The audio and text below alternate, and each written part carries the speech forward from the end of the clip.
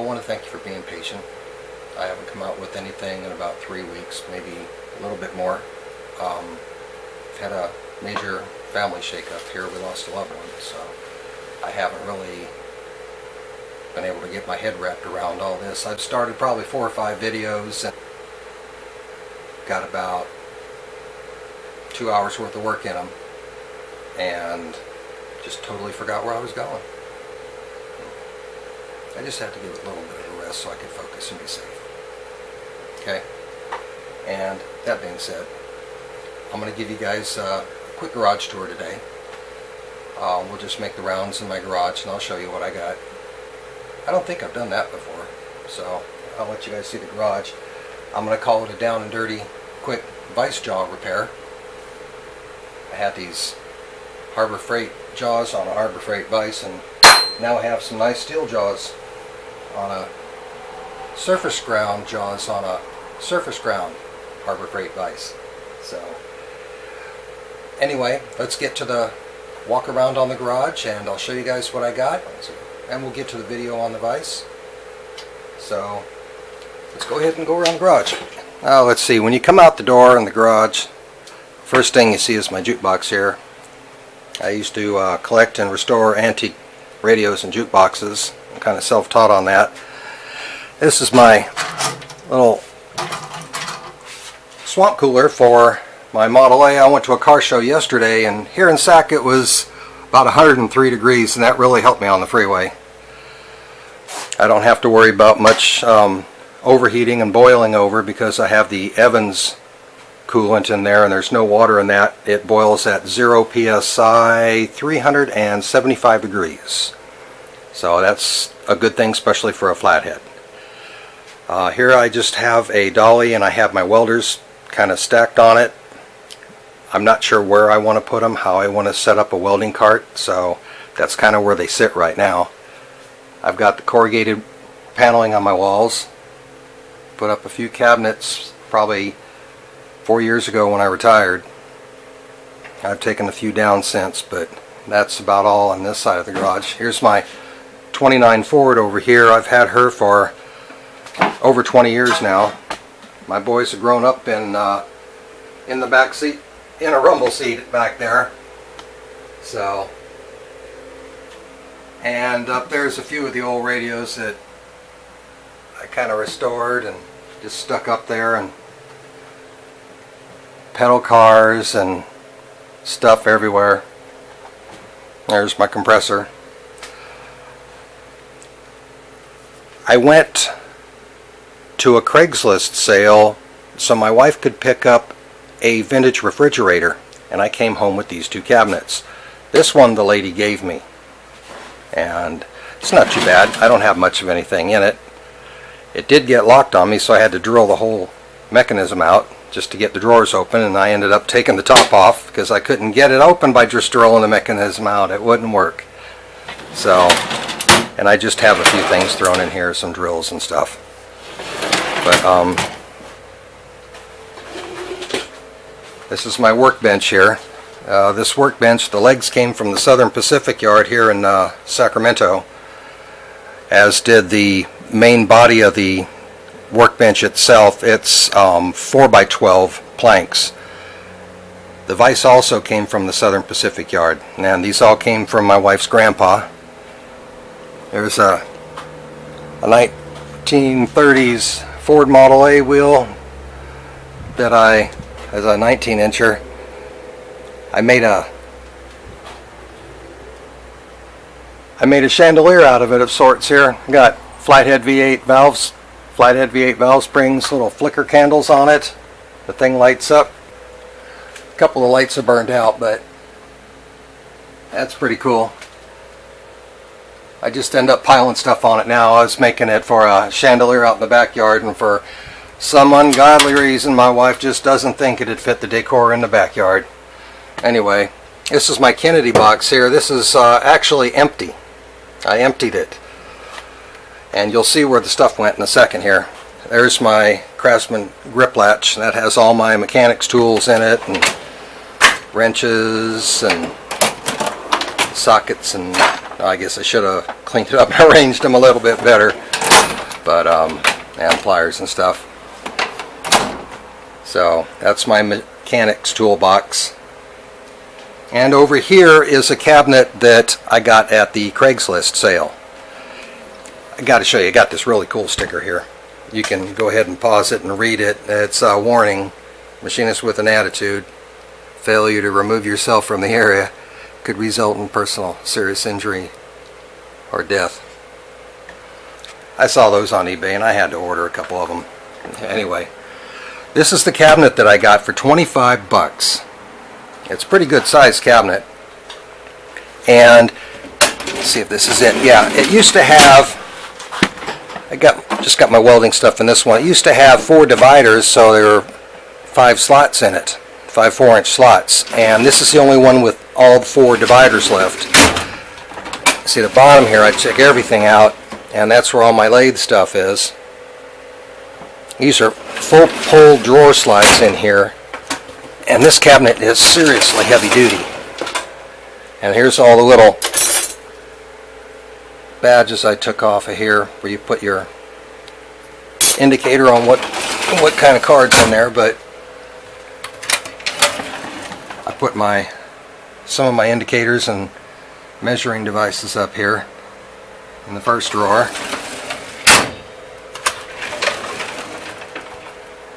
I put some more stuff down here, and it's really nice. It gave me a whole lot of room to put all my stuff in for 25 bucks. I mean, come on guys, would you pass it up for 25 bucks? Really? So, yeah. And I kind of run it short a little bit there on taps and what have you, but I've got a couple more sharpening stones coming. I actually broke my little wedge there. I went and set it down on the table when I was sharpening some cutters and picked it up and it was broken. But anyway, I just got a few wrenches and stuff in here, some soft jaws. And this one has just got a few other taps in it and a few boxes of pieces and parts and a little bit of 3M supplies and stuff.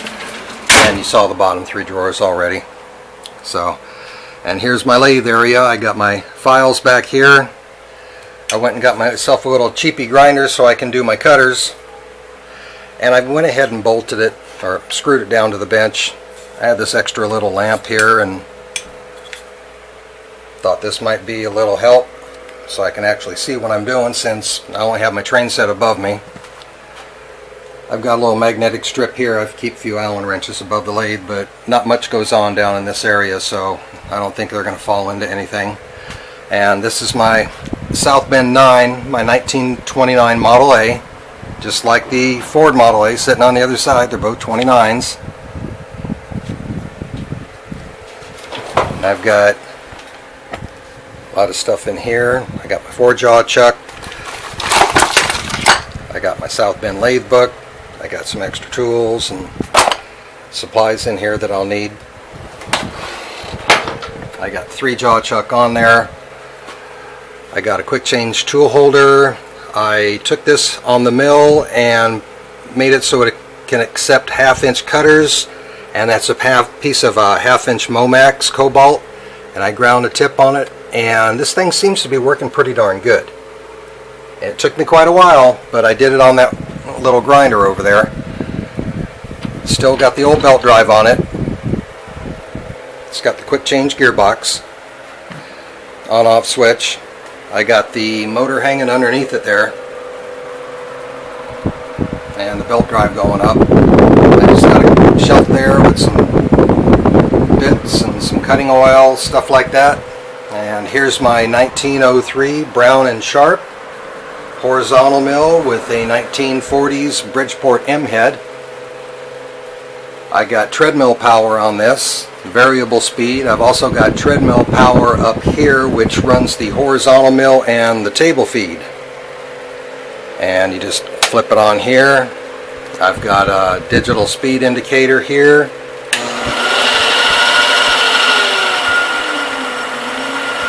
So, and I still have range of adjustability, because in here I've got several more grooves on that pulley where I can move this belt around, and I've got down under 60 RPM. I don't know where I'd ever use that, but this thing will go really, really slow if I need it to. And on the same thing, it'll crank up as high as I need it to.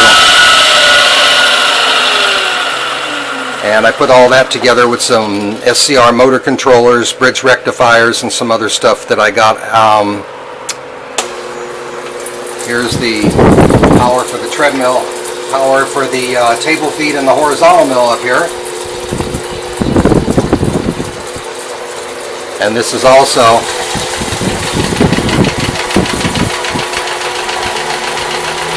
variable speed, but I don't have a speed indicator on that one. So that's where I went with that. And I went treadmill because I got jacked on the purchase. I still have the original motor, but I was supposed to get a phase converter and tooling set with it, and I didn't, so that kind of started me, because I didn't have a lot of money at the time, going with this. And you know, used treadmills on Craigslist are free. This came from a Proform. This is a 3-horse motor, and it's seriously nice in this machine. I've got full adjustability on the speeds. I can do whatever I want, adjust it on the fly. So here I've got some of my tools hung up. I've got my T-slot cleaner there that Keith made, and we got them in our goodie bags at Bar Z Industrial when we went for the summer bash. I've got a few pieces of stock up here. I got some parallels that I made. I was going to do something like 1, 2, 3 blocks with these aluminum, but I kind of fell short on that. That's one of the projects that I started that I didn't finish. I guess we could always do that. I've just got a few cutters and accessories inside here. I've got my monster chuck for my Bridgeport right here. Anyway, so I've got some other stuff down here. Cutters and pieces and parts. I've got a 2 horsepower 3-phase grinder here. It's a project that I'm working on. You can see it on one of my earlier videos. I actually go out and get it and bring it back. I still have not got the nut freed up on the one side of the shaft, and I don't want to break it. I'm just letting it soak, and however long it takes is how long it takes. Here is my IH number 555 14-inch power hacksaw my wife found for me at another Craigslist sale. 40 bucks, guys. Here is my American rotary phase converter, my on-off switch. There's the rotary part. See, there's a bunch of distilled water for my spray mist coolant and my flood. Here's my 1940s abrasive 1.5 surface grinder. You could watch me bring it at home and going through my trials and tribulations and getting her going. Just love that 12-inch ruby wheel, don't you guys? That is a monster. So originally purchased her for $500. I've got a radius dresser in there, another wheel waiting in there, and I bought a few other goodies that I haven't shown you guys yet. So she works just fine. I've resurfaced a whole lot of stuff in here. There's my flood coolant down there. It's already hooked up. I have not turned it on the machine yet. I was going to do that on this video, but walking around the shop and doing the vice jaws might run a little bit long, so I think we might have to wait till the next one. And I already took my shower this morning, so I don't want another bath. But anyway, there's a flywheel I surfaced. I'm still looking for about a 5-inch, maybe a 6-inch rotary table, maybe something indexing. If anybody's got one and you're in my area, somewhere in Northern California, I'd love to drive out and pick it up for a reasonable fee. There's my stock that I have for my lathe here. I got a bunch of stuff I can turn in here. Oh, and over here I've got a bunch of aluminum plate and chunks in here that I'm playing with. I've got a piece of railroad track down here for a project. So, well, that's about it. You can see it from where you enter the garage, across my workbench, all the way through.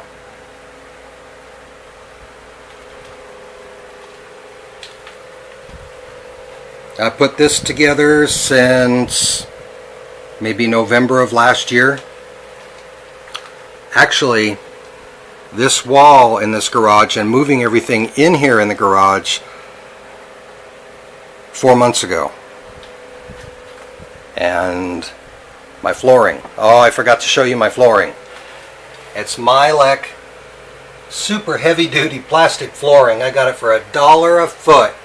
Check out one of my earlier videos. I do a review on it. I don't think the guy's got any left, but I bought 150 square feet of it. Actually, I bought 100 square feet. I gave him a hell of a good review. I called him up for an extra 50 feet, and all he did was charge me for shipping. So I guess he got a bunch of orders.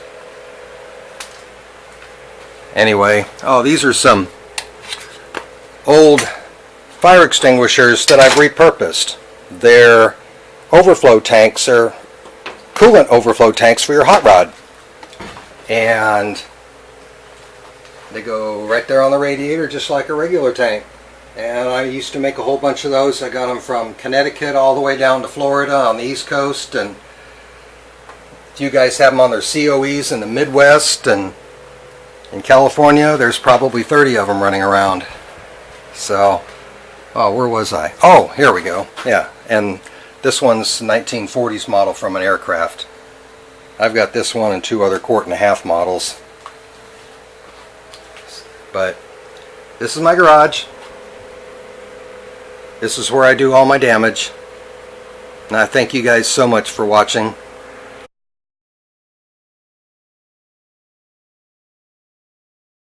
This little 4-inch vise. This is the one that I had on my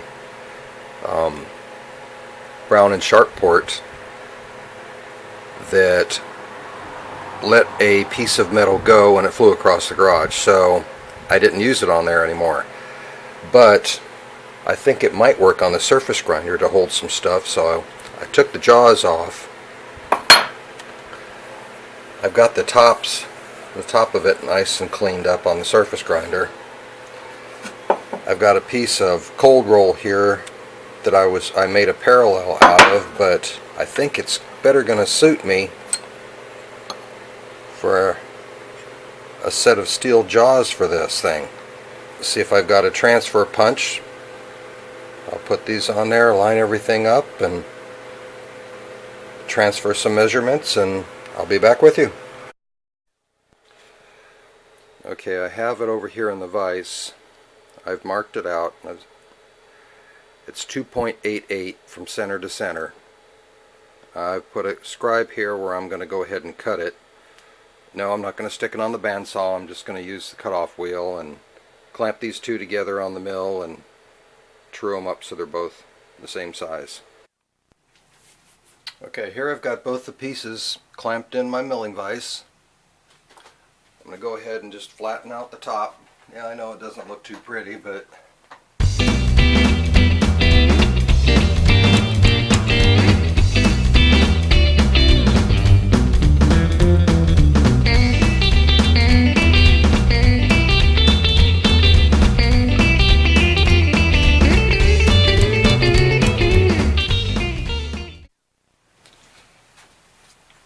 okay, right now I was trying to set this up with a couple parallels in here, but I'm just going to use the step on the jaws.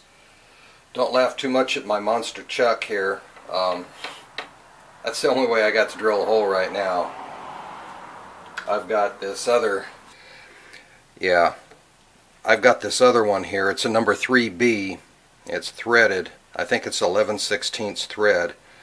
This would be much more suited for the job, but I don't have an arbor to go to my Brown and Sharp number 7, and I'm not proficient enough where I can make one and turn it down on the lathe and get the correct taper. I've been practicing on some stuff, but it just is not clicking with me yet. It's just going to take time. So, but for right now, this is all I got to